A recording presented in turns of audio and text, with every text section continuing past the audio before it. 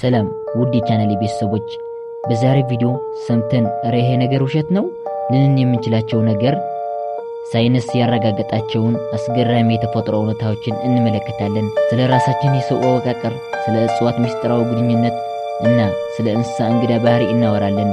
ለምሳሌ የሰው ልጅ አሲድ ብረት መቅለጥ እንደሚችል ያውቃሉ? ወይም ደግሞ ቀንድ አውጣ ለ3 ዓመት መተኛት እንደሚችልስ? እነዚህና ሌሎች አስገራሚ እውነታዎች ይዘን ቀርበናል። እስከ ቪዲዮ ፍጻሜ ድረስ አብራችሁን ቆዩ። ለቻናላችን አዲስ ከሆናችሁ ሰብስክራይብ ማድረግ እንዳትረሱ። አንደኛ፣ እስቲ ወደ ራሳችን የሰውነት ክፍል እንምጣ። ስለ ጨጓራችን እናውራ። የሰው ልጅ ጨጓራው ምግቦችን ለመፍጨት አሲድ እንደሚያመነጭ እናውቃለን። ነገር ግን ይህ አሲድ ምን ያህል ጠንካራ እንደሆነ ብነግራችሁ አታምኑም። የጨጓራችን አሲድ ሃይድሮክሎሪክ አሲድ በጣም ጠንካራ ከመሆኑ የተነሳ ምላጭን ወይም ብረትን እንኳን መቅለጥ ይችላል። አዎ በትክክል ሰምታችኋል። ታዲያ ጨጓራችን ብረትን መቅለጥ ከቻለ እንዴት የራሳችን ጨጓራ ግድግዳ ያቀለጠውም ብላችሁ ልትጠይቁ ትችላላችሁ።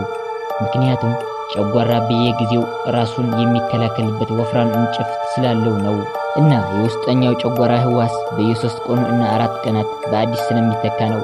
ስለዚህ በሆዳችሁ የተሸከማችሁት ነገር ቀላል እንዳይመስላችሁ።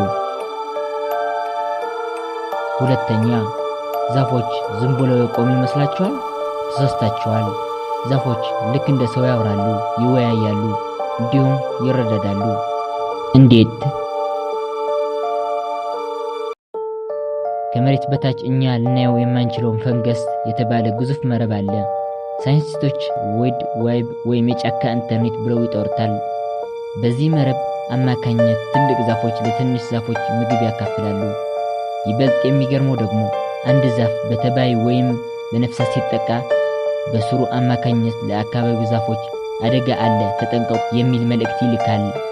ሌሎች ዛፎች መልእክቱ ሲደርሳቸው ጣዕማቸው በመቀየር ወይም መርዝ በማዘጋጀት ራሳቸውን ከተባይ ይከላከላሉ። ጫካው ዝምተኛ አይደለም፣ ሁሌም ወሬ አለ። ሶስተኛ፣ እስቲ ስለ እንቅልፍ እናውራ። የሰው ልጅ ለረጅም ሰዓት ተኛ ከተባለ ምናልባት 12 ሰዓት ወይም 24 ሰዓት ይተኛል ይሆናል። አንድ ቀንድ አውጣ ግን ምን ያህል ጊዜ መተኛት የሚችል ይመስላችኋል? 1 ሳምንት? 1 ወር? አይደለም። ቀንድ አውጣዎች ሁኔታዎች ካልተመቻቻቸው ወይም ድርቅ ካለ ሰውነታቸው እንዳይደርቅ ቆፋቸው ውስጥ ገብተው ለ3 ዓመታት ያህል መተኛት ይችላሉ። በዚህ የ3 ዓመት ጊዜ ውስጥ ምንም አይነት ምግብ አይበሉም፣ ውሃም አይጠጡም። ልክ ዝናብ ሲዘንብ እርጥብ ሲኖር ከእንቅልፋቸው ይነቃሉ። ሰነፍ ብለን የምንጠራቸው ቀንድ አውጣዎች ለካ የእንቅልፍ ሪከርድ ሰባሪዎች ናቸው። አራተኛ፣ በዶኩመንታሪ ፊልሞች ላይ የምናያቸው ደማቅ ሮዝ ፒንክ ቀለም ያላቸው ፍላሚንጎ ወፎች ሲወለዱ ቀለማቸው ምን ይመስላል? መልሱ ግራጫ ነው። ፍላሚንጎዎች በተፈጥሮ ሮዝ ሆነው አልተፈጠሩም። ቀለማቸው የሚገኙት ከሚበሉት ምግብ ነው። እነዚህ ወፎች በብዛት የሚመገቡት የባህር ውስጥ ሽሪምፒ እና አልጊዎች ነው። እነዚህ ምግቦች ደግሞ ቤታ ካሮቲን የተባለ የቀለም ቅመም አላቸው። አንድ ፍላሚንጎ በቂ ምግብ ካልበላ ወይም ከታመመ ቀለሙ ወደ ነጭ ይቀየራል። ስለዚህ ቆንጆ ሆነው ለመታየት የግድ ብዙ መብላት አለባቸው ማለት ነው። አምስተኛ፣ የሰው ልጅ ሆነ ማንኛውም ፍጡር ይወልዳል፣ ያድጋል፣ ያረጃል፣ በመጨረሻም ይሞታል። አንድ ባህር ውስጥ ፍጡር ግን ሞትን ማሸነፍ ይችላል። ቱሪፖስቲዶርኒ የተባለችው የጄሊፊሽ ዝርያ በተፈጥሮ እርጅና አትሞትም። ይህች ጄሊፊሽ አርጅታ ልትሞት ስትል ወይም ጉዳት ሲደርስባት የሰውነት ህዋሳዎችን በመቀየር ራሷን እንደገና ወደ ህፃንነት ትቀየራለች። ልክ አንድ ቢራቡሮ ተመልሳ ወደ አባ ጨጓሬ እንደመቀየር ማለት ነው። በዚህ ሂደት ደጋግሞ ራሷን እያሳደገች ለዘላለም መኖር ትችላለች። እስካሁን ድረስ በተፈጥሮ ሞት የምትሞትበት መንገድ አልተገኘም ካልተበላች በስተቀር። ስድስተኛ፣ ወደ አጥቢ እንስሳ እንመለስ። ላሞች ልክ እንደ ሰው ምርጥ ጓደኛ እንዳላቸው ያውቃሉ?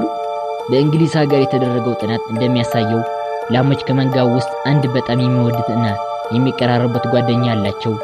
እነዚህ 2 ጓደኛሞች አብረው ሲሆኑ ይረጋጋሉ፣ ወተትም በደንብ ይሰጣሉ።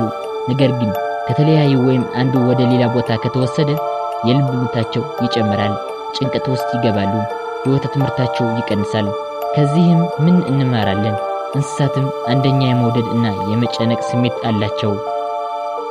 እንግዲህ ተመልካቾቻችን ተፈጥሮ ምን ያህል ምስጢራዊና አስገራሚ እንደሆነች አይተናል። ከነዚህ ከሰማቻቸው እውነታዎች ውስጥ እናንተ በጣም ያስገረማችሁና እረ ውሸት ነው ያሰኛችሁ የቱ ነው? የማትሞተው ጄሊፊሽ ወይስ የዛፎቹ ኢንተርኔት? እስቲ ኮሜንት ላይ ጻፉልኝ። ይህ ቪዲዮ ከተመቻችሁ ላይክ ማድረጋችሁን እንዳትረሱ።